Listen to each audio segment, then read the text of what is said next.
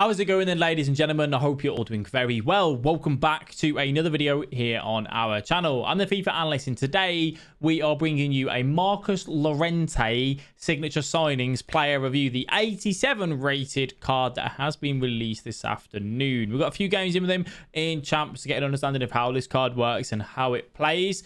If you enjoyed the video, do me a favor, leave a like. I bought this card for over $1 million and sold it for like $850.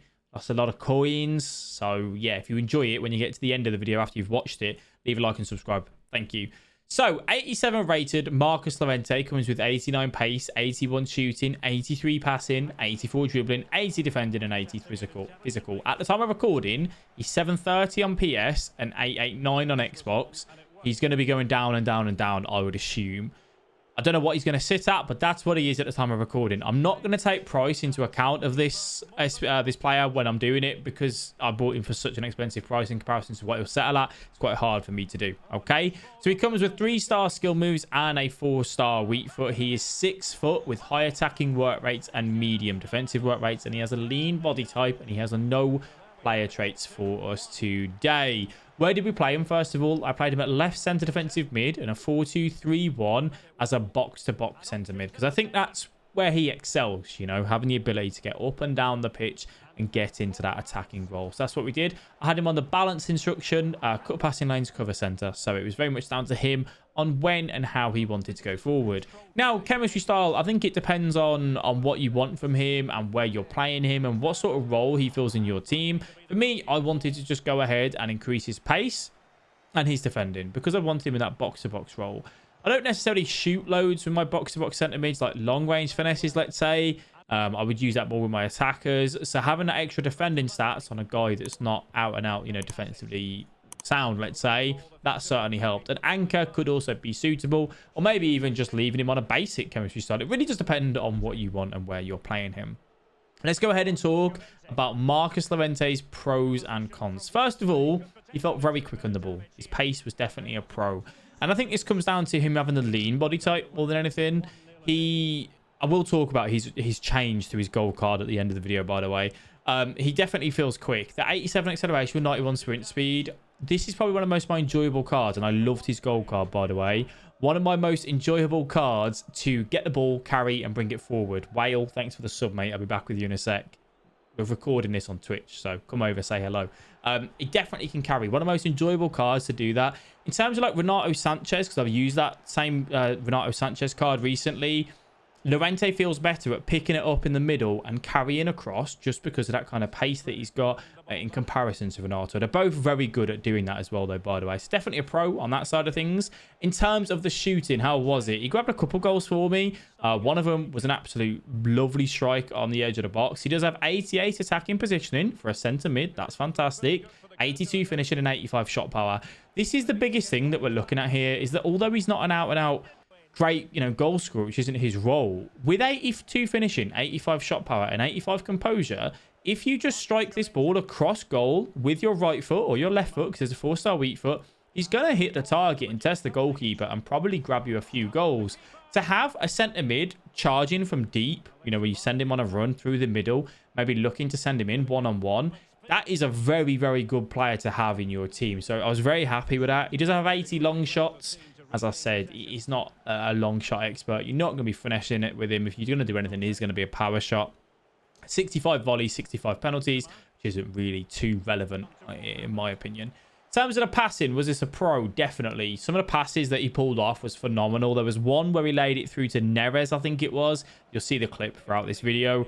That was just sublime. He has 88 vision, 78 crossing, 57 free kick accuracy, 88 passing, 85 long passing, and 77 curve. I think the only downside to this is the 77 curve. If you're looking for a threaded ball round to the defender, that curve isn't, you know, amazing in doing that. But the 88 vision definitely allows him to pick up passes that some other players wouldn't. The short passing is great and the long passing is great. Really, really happy with those passing stats on there. Let's move over to the dribbling. He has 84 agility, 76 balance. For a guy that's 6 foot in the middle of the park, that's fine.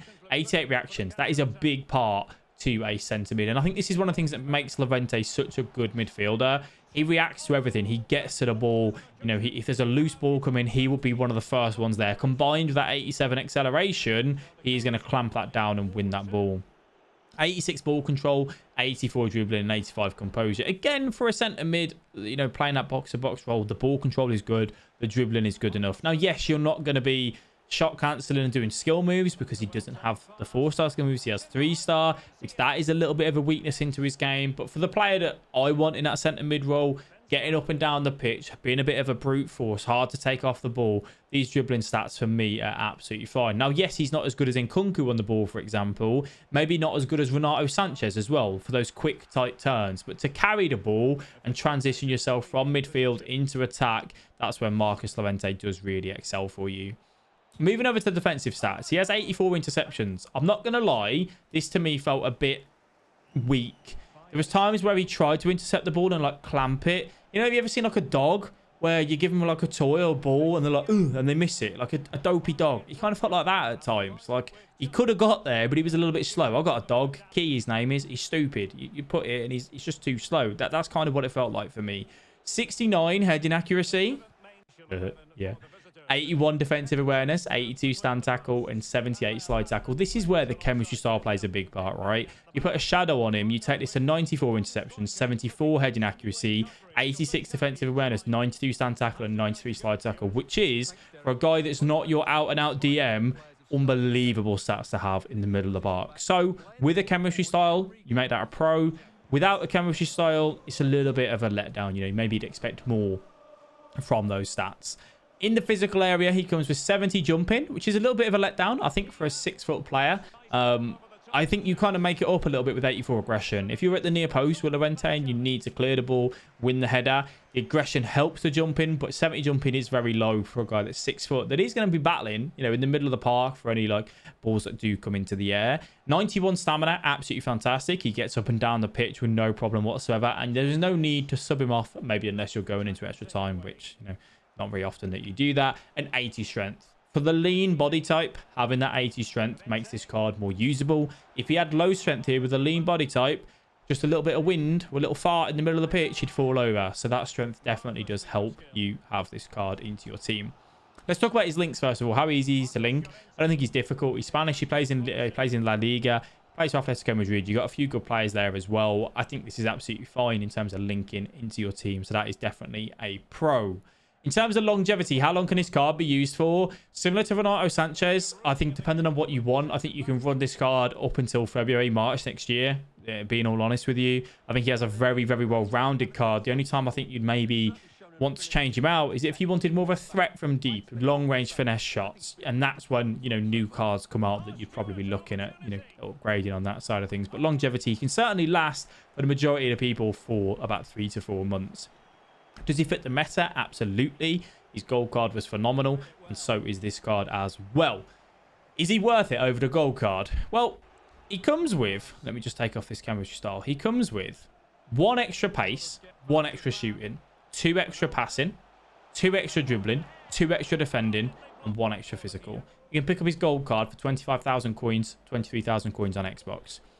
I'm going to say this card will probably settle at around 300 to 400,000 coins. Roughly. And I don't think he's going to be anywhere near Renato Sanchez's price, because Renato Sanchez is in League One, has great links there, and he's hyped up a lot by pros.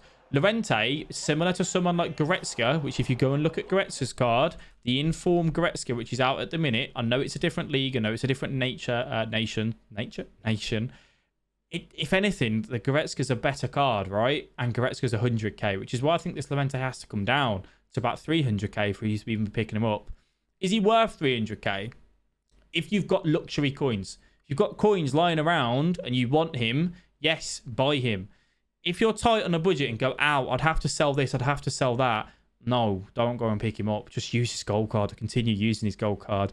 They haven't given him enough of an upgrade, or not even in the right sort of areas. If they took away, they just kept some upgrades, some stats to be the same, but really gave him, say, more passing or more shooting or more defending or more dribbling, like one thing to get a massive upgrade, then he would be worth it. But because they've just kind of given 1 or 2 across the board, it just doesn't make that card worth it over that gold one. All right. You'll probably get an inform at some point as well. So you might as well just pick that up, because that's going to be dirt cheap. And that's how I'd look at this. If this wasn't a signature signing card, how much would this inform be? Look at Goretzka, for example, who's 115k. I think he'd be in between that sort of range. So that's my honest opinion on him. I enjoyed using him. I did not enjoy losing the coins on him, though. So as I said, if you've got to the end of this video, leave a like and subscribe, all right? It's free. It helps massively. And I don't like losing coins on FIFA. Thankfully, we've got a guy in the chat here, FUT Whale, who's making me loads of coins right now. So cheers to him. Thank you all for watching the video. I do appreciate it. I will catch you all in the next one. Bye-bye.